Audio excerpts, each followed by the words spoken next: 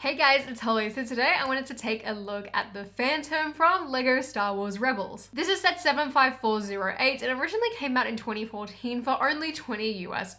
However, like most LEGO Star Wars sets, it is nowhere near that price these days. Now for me, I personally purchased one secondhand and it was around about 80 Australian dollars, which wasn't too bad considering the set itself was in really good condition. Here's the Phantom all complete and built up, and overall it's a little bit smaller than I guess I initially expected, but there's still quite a bit of detail for a set of this size. But before I actually get into details about the build itself, let's have a look at the minifigures. So first up, we have Ezra, and one of the reasons why I feel like maybe people might levitate towards this version of the Phantom, or this version of Ezra in particular, is the exclusive sort of stormtrooper in training helmet that comes along with him. Otherwise, the minifigure is exactly the same that appears in a lot of the other Rebel sets. Now, I feel like if this minifigure was to exist or be remade in 2022, something that would definitely change is firstly the skin tone. I feel like they would give him more of like the Mandalorian skin tone, or even maybe sort of that Jasmine and Aladdin skin tone, which personally I feel like would be a lot more accurate. Also, I would have loved to have seen a new hairstyle, like the Prince of Persia hair. It works pretty well for like the first 2 seasons, though I feel like it should be like a really deep blue, and that's just something that you don't get with this version of him. The main things I think that look really good with him are definitely the torso and the legs, because the face print isn't all that great either. Overall, Ezra I definitely think is the weakest of the Rebels figures. And lastly, we have Chopper. I absolutely love the version of Chopper. I mean, he's very simple, yet also looks really good. I love his short, stumpy legs. I love the bright orange. And overall, I think this droid was perfectly captured in Lego form. I mean, there's not really too much else you could ask for, besides, I guess, the fact that now, these days at least, we have back printing on astromechs, introduced with R2-D2 in 2022. So again, if they remade him in the future, I'd love to see that. But I feel like for the time, this was a really great figure.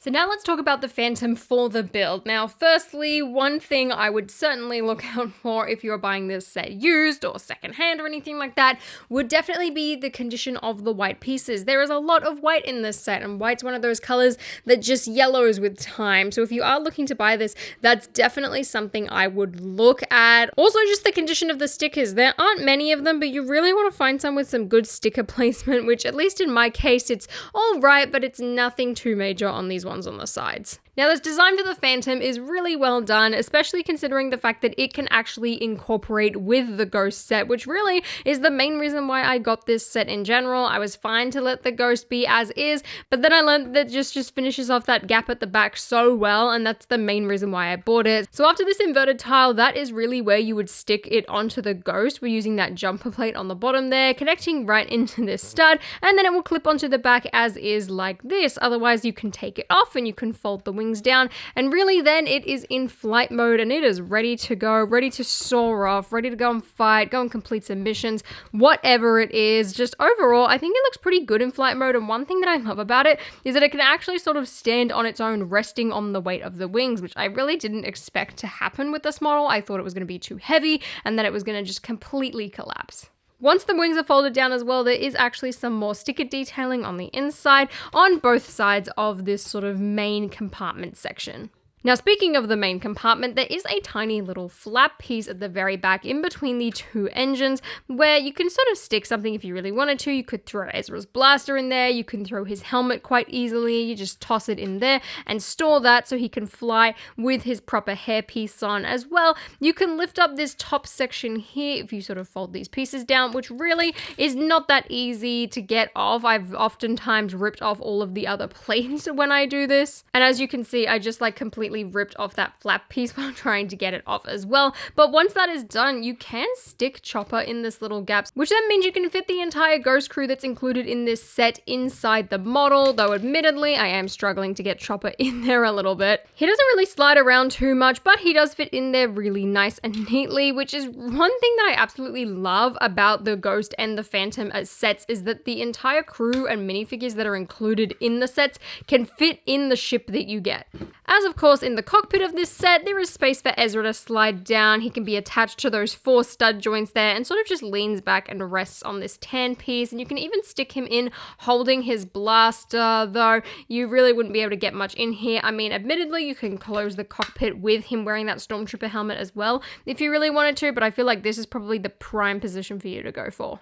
At the front of the Phantom as well, there are two blasters made up using these sort of rod pieces as well as the Technic joints on the end. And then as I sort of pointed out earlier, there are these detailed sort of stickered panels at the bottom and a very nice clear transparent rounded piece there, just so that it doesn't sort of lean over all too much when you place the ship down. There's really not that much to this ship. I mean, it's very basic. There aren't really any play features. Surprisingly, there's no flick fire missiles or stud shooters on this thing, but honestly, I kind of prefer that, at least for myself. And the fact that it can work with the Ghost is pretty neat, and overall, I really enjoy this set. I don't think it's anything too special, but if you are planning on getting the Ghost or any of, I guess, the Ghost crew or anything like that, I think this set is definitely worth looking into, considering you get Chopper and Ezra, and it fits perfectly with the Ghost. I mean, really, you can get this set and you can get the Ghost, and really I think you're pretty much set, and that's really what I did with this. And that is the Phantom. Overall, I mean, it's a pretty good, solid Star Wars set. At least I think at the time of release, this probably would have been a really good deal. These days, I mean, it's nothing special. Honestly, you could probably just part this out yourself, I guess, besides the cockpit, which is a printed piece.